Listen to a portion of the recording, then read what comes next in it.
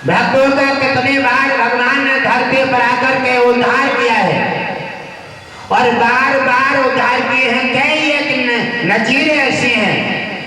शेष बाहु अर्जुन ने जमदग्नि को मार दिया कामधेनु के पीछे, और कामधेनु के पीछे मारा शेष बाहु अर्जुन जो राजा थे, और जमदग्नि एक आश्रम चलाते थे और उनके पास कामधेनु थी। कामधेनु के पीछे शेष बाहु अर्जुन ने जमदग्नि को मार करके कामधेनु छीन ले। बताओ ये बात ठीक है? काल साधु के पास तुम्हारे पास अपने पर्सनल संपत्ति है, इससे तुम्हें क्या लेना देना है? इस पर तुम्हारी नियत खराब हो रही है। आप अपने राज्य का सत्ता का आप दुरुपयोग कर रहे हैं, तो भगवान विष्णु कहते हैं ऐसे सत्ता ऐसे राज्य को छीन करके ऐसा पैदल कर देता हूँ जब पानी भी मुयस्सर नहीं होगा।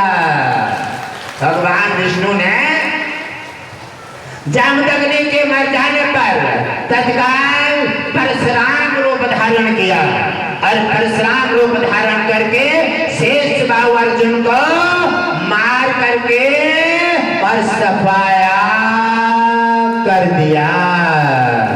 भगवान विष्णु ने कहा भक्त साधु संत ब्राह्मणों पर गाय पर जब जब वार करोगे तब तब तुम्हारा सत्यानाश होगा, क्योंकि मैं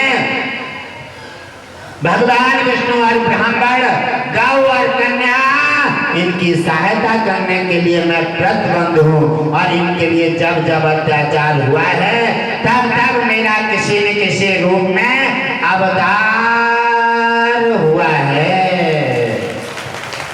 अब भगवान विष्णु कहते हैं कि धरती पर अपराध दलाली छल कपट असीमित है, चरम सीमा पर है।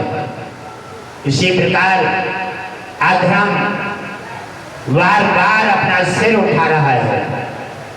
बार बार गुरुदेव से मीटिंग होती है, हे नाथ कृपा कीजिए। भगवान विष्णु ने कहा है कि मेरा अब संबल में मेरा निष्कलंक अवतार ब्राह्मण परिवार में होगा, और उसी समय दुष्टाचारी राक्षसों का संहार होगा। कहा गुरुदेव चिंता मत कीजिए, अगर उससे पहले कोई समस्या अगर दाखिल होती है तब मैंने तुम्हारे देख रेख में और तुम्हारे आदेश में सुदर्शन चक्र अपना दाखिल कर दिया है।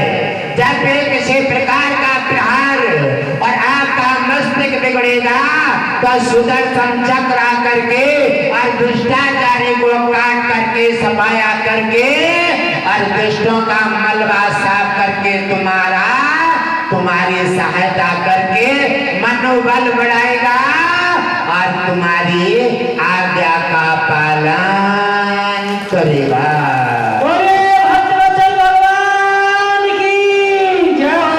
तो भगवान विष्णु बार बार चिंतित हैं। गाय ब्राह्मण साधु संत भक्तों की परेशानी देख करके हमारा आपका सबका कर्ज है।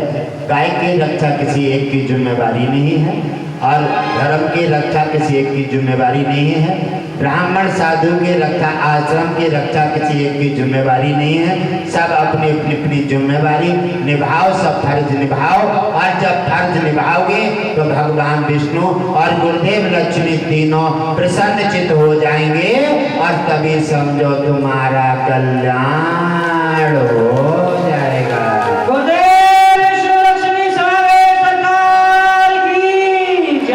मेरे प्रिय परिवारजनों, वैसे गुरुदेव ने मना कर दिया, आज मैं मंच पर नहीं जाऊंगा।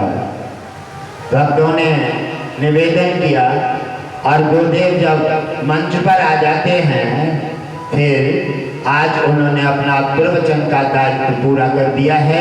और जो भक्तों को कथाएं और मैंने ऐसी व्यवस्थाएं जो दी हैं, जो भक्त अपना अंतःकरण में मन मंदिर में धारण करके और इन पर अमल करें और सत्संग को रात में जब सोएंगे और रात में सो करके आँख खुले और तब सत्संग का बार बार अपने मनन कीजिए, बार बार इसको अर्थाइए, बार बार दोहराइए कि गुरुदेव ने क्या कहा।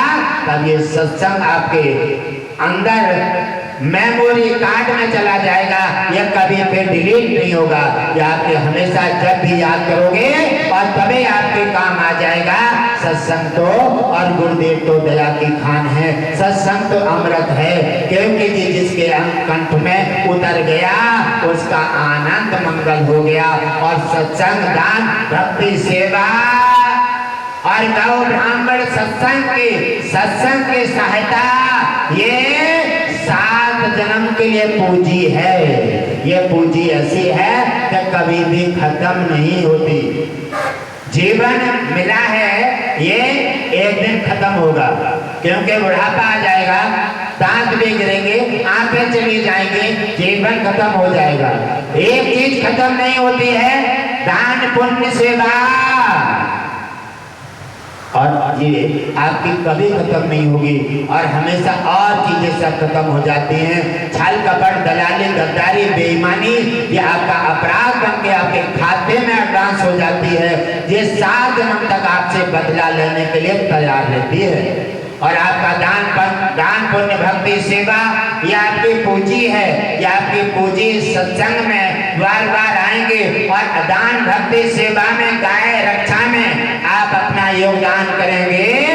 आपकी ये पूंजी 7 जन्म तक आपके खाते में एडवांस रहेगी। आपको जन्म कोई भी मिले, आपकी पूंजी सत्संग के आपकी हमेशा कलाई पकड़े रहेगी। जिस जन्म में जहां भी होगे आपकी पूरी सहायता करेंगे और सहायता करके आपका संकट हटाएंगे और 7 जन्म तक आपका साथ दे करके आपका कल्याण करेगी।